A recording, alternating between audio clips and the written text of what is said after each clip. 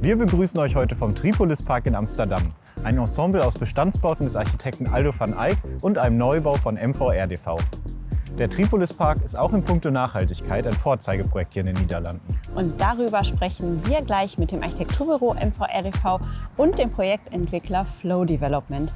Sie erläutern uns, welche Nachhaltigkeitsaspekte dieses Projekt in den Niederlanden auch so besonders machen und welchen Stellenwert die eingesetzten Leuchten in diesem Kontext einnehmen.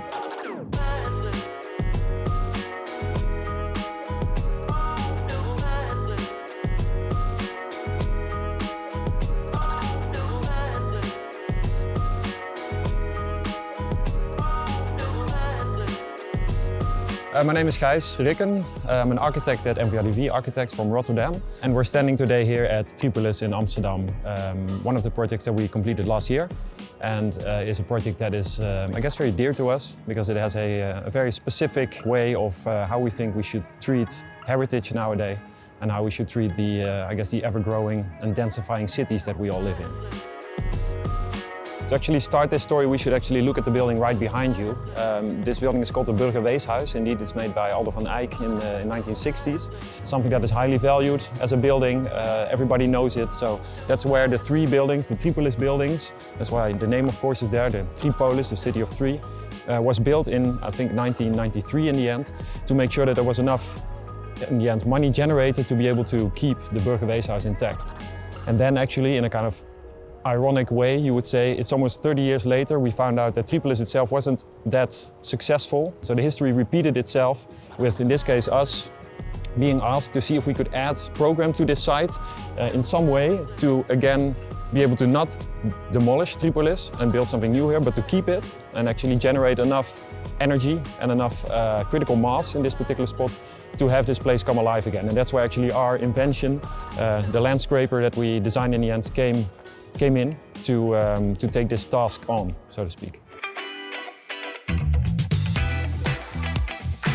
It was a long process in that sense. One of the main things that we did was to make sure that the Burgerweeshuis behind you was respected in its beauty as it is. Tripolis around it also as untouched as we could, and therefore the new volume as far as we could actually push to, in this case, the south side of the plot and have it land there. And that had actually a double use in the end. It is now blocking all the noise from coming to the site here, which makes this landscape and this campus area much more, valuable and kind of quiet again, as it used to be. And then the thing that we did most, that was actually the big trick that we did, is that we had it hover over the building, and we tried to manifest one of the things that Aldo did a lot, which was to put an emphasis on the in-between, as he called it. The moment where you step from inside to outside, he would always have a threshold that was very much deliberately kind of maybe raised a little bit so that you would notice that you would be transferring from one space to another.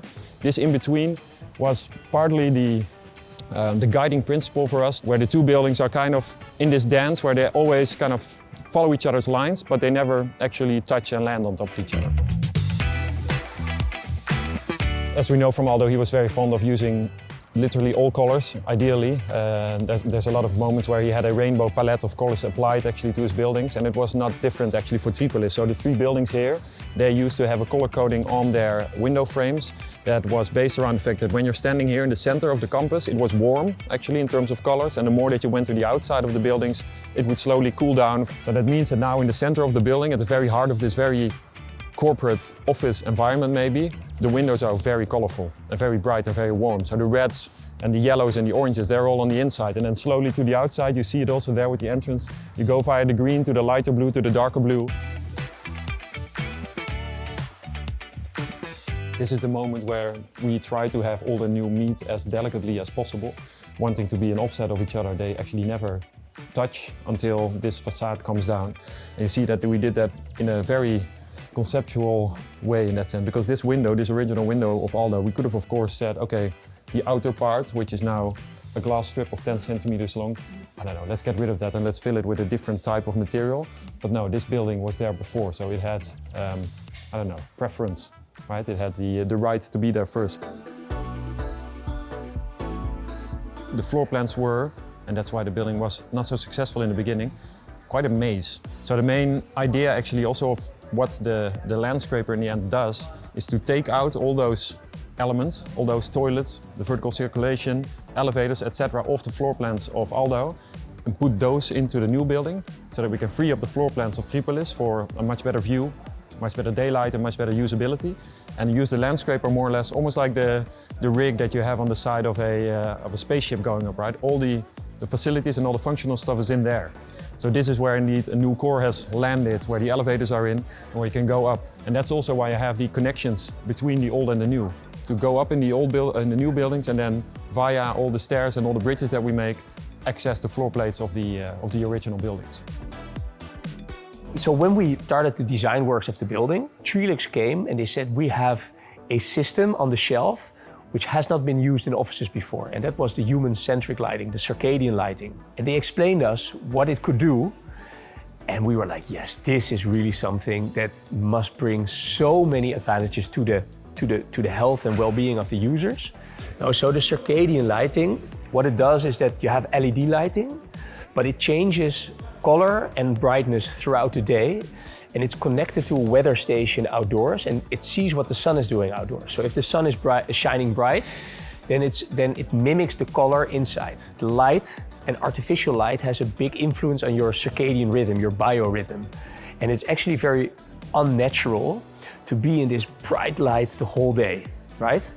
And that affects how people sleep, how they wake up, how energized they are. And what the circadian light is doing, it tries to mimic what the sun is doing. So this type of lighting has a big benefit to your health, and users understand it and they really like it. And we have created an app. And with the app, all the users can change it on their own working location themselves. So they can make the light brighter or dim it a little bit, or you can change the color. You can see the energy consumption. We have an ESG dashboard on the app. You can control your temperature. You can do all those things through the app. And we made a plug and play system for it. It's called Baku Smart Ceiling, and we can use that now in all our other projects, but we can also supply it to other buildings that want to make use of these innovative systems. With sustainability, it's always important to just get a label, but only getting a label does not really attract tenants, right? It's just a certification. So we also thought like all the cool things and features that we could do. So we have like the whole roof is planted with solar panels. We use thermal energy from the earth to heat and to cool the building. But we also have an app that measures the energy consumption of the building real time. And the cool thing there is that like energy use is something everyone can relate to. So everyone has the app and you can see how much energy the building is consuming, but also compared to the month before and also to the year before. So you can really play with it, and you can even make games like, okay, this department or this floor is battling the other floor in terms of energy use. So really to involve all the users in using the building as sustainable as possible. Wir haben heute ein Projekt kennengelernt, das Nachhaltigkeit auf ganzer Ebene lebt.